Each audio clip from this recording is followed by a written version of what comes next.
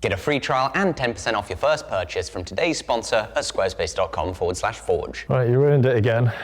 Well, maybe. We were just about to start filming this, and I just noticed we might have a crack or a delamination. Not ideal for a carabiner I intend to trust my life on, so let's see if we can grind through it. Maybe it's just superficial.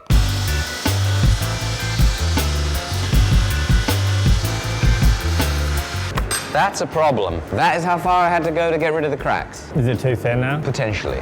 Potentially that is too thin. Like, there's nothing stopping it from being a thinner carabiner, apart from the limitations we have with the dimensions we need up here. This particular carabiner keeps about 12-ish millimeters the whole way around. Right now, 9.8 millimeters. Like, this is thicker in this dimension, way thicker, and I was just gonna grind it down, but to fix that, we could flatten it. Trouble is that when we flatten that, it's all gonna elongate, and we may lose some of the accuracy of our bends. If we want to save it, it's our only option though.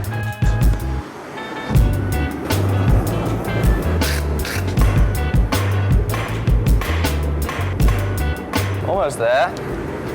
Oh, about 10 millimeters. This one here, 10 millimeters. What about this one? That might be less than 10. 8.6. Okay, so apparently it might be appropriate for it to be that thin. It won't draw any attention to the fact that you're wearing a climbing harness while filming. Okay, 9.24 wide. But we have no room for any more mistakes. Goodness, zero room for more mistakes. The important question is going to be how that affected our sizing. Okay, I need to bring that in a little bit. So we need a little bit more bend. All right, once this is hot, we normalize it once again.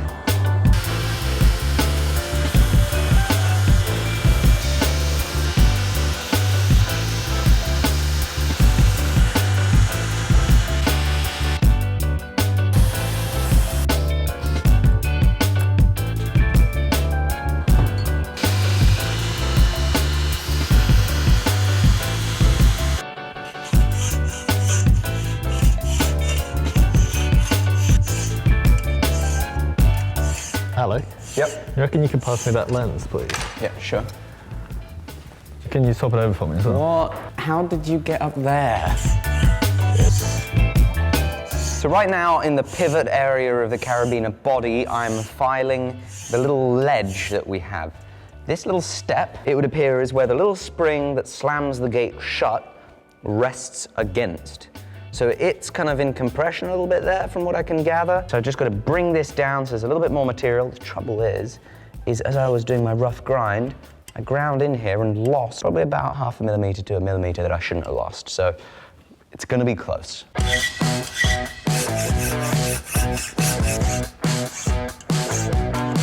Ah!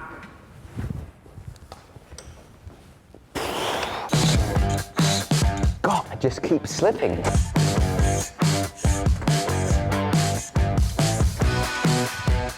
Jamie, can you pass me the blue roll?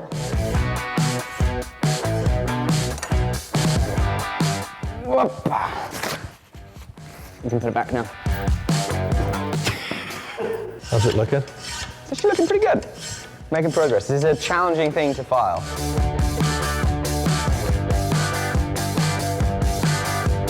All right, so we're now gonna work on cleaning up these little inside edges. That is obviously an angle that rope is not gonna wanna be near. So this needs to be softened up, really big radius. Look how juicy and soft all of these radii are. That's the type of thing we need.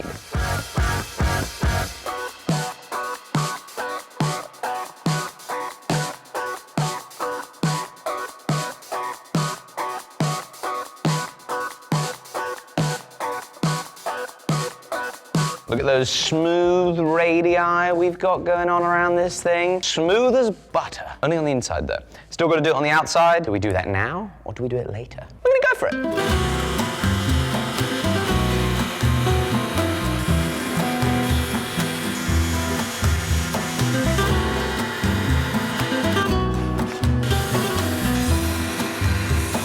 Right, the next step is we need to get this hole in, and then you see the cross-section in this orientation is very different from what it is now. So that's gonna be our job after we get holy.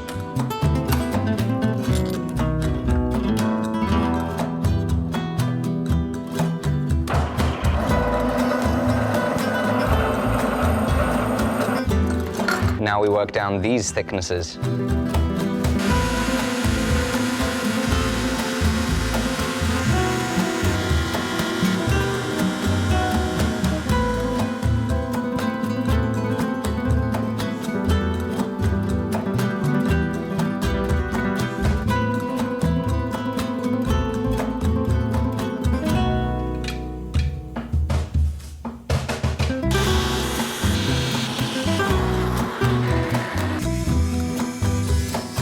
Well, it's the first time since I think I was 13 years old that I have worked in a boiler suit. It's actually quite comfortable.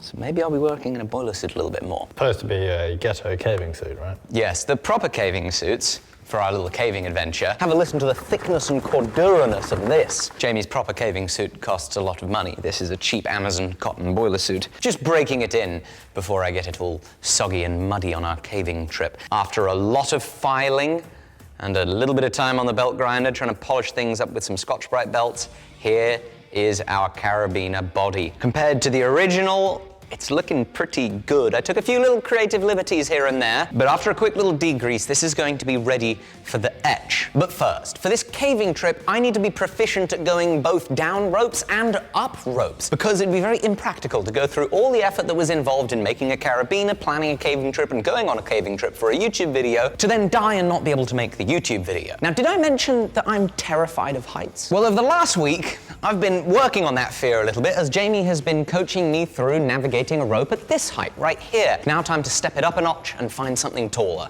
I was thinking this one. Whoa, that is quite nice. Right, we're going to take turns lobbing that thing up there then. Yeah, there's like, some people have like a proper technique. You did it underarm. What do you think, overarm? I don't know. Oh, I did it! I can't believe you got it. I did the perfect bit, Jamie. There's some serious spring in there. Yep. That's why I didn't use Dynamics, it'd be even worse. Could you imagine how springy that'd be with Dynamic? So while Alec is setting up his equipment here, I'm just going to let you quickly know about the climbing method that we use in caving, which is called single rope technique, also known as SRT. And that's why there's only one rope. So if the rope breaks, we die. But the rope shouldn't break, because the ropes are extremely strong. Hand ascender, crawl, bish, bash, bosh. Gear check, happy to go. All right, Jamie, up we go. Oh, it's so much bouncier than it is in the workshop. Don't be trying to get support off the tree. I don't think I can really go much further. Yeah, you can. Get up there, you pussy. Well, how am I going to get up there? The rope is on it. Yeah, you can just climb past it. You'll have to demonstrate, Jamie. Oh, he's doing it. Over the limb. Very impressive. We do have a little bit of rope rub, but I don't want any comments complaining about it, because it's barely nothing. Now for the fun part. God, like James Bond.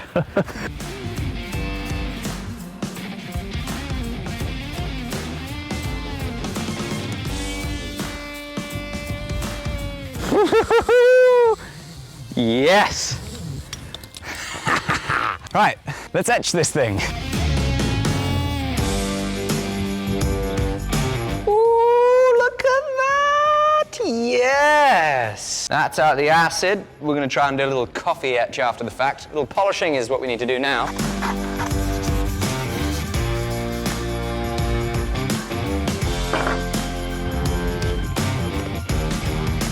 So I decided not to harden it because I figured that I'd rather this bend than it snap. So it's normalized, and you typically don't get the same contrast when you're etching normalized Damascus steel as when it's hardened, but I'm quite happy. I'm also very happy that it's now time to work on the mechanism. In the next video, let's thank our sponsor. And that is Squarespace, the website building platform that I've been using for 8 years. And it has grown so much in that time. It's got an enormous host of features, but first of all, it's an all-in-one platform. You can buy your domain and get stuck straight into building your website using their countless drag and drop themes, ensuring you have a beautiful looking website that stays beautiful, whether it's on a computer or on a mobile. There's no plugins, patches, fixes, or upgrades ever, and no matter how you want to scale and adjust your website, it is going to work for you. You can sell sell unlimited physical or digital products. I recently sold tickets to a dog training seminar with my Squarespace website. You can book clients using Squarespace scheduling, and you can put exclusive content from your website behind a paywall using members areas. And so whether you want to make your first website or up your game and make an even better and more beautiful one, please go to squarespace.com/forge. You can get a 14-day free trial to see how easy it is, and then when you use code FORGE at checkout, you'll get 10% off your first purchase, and that includes your new domain name. Please check them out down below. Thank you all so much for watching.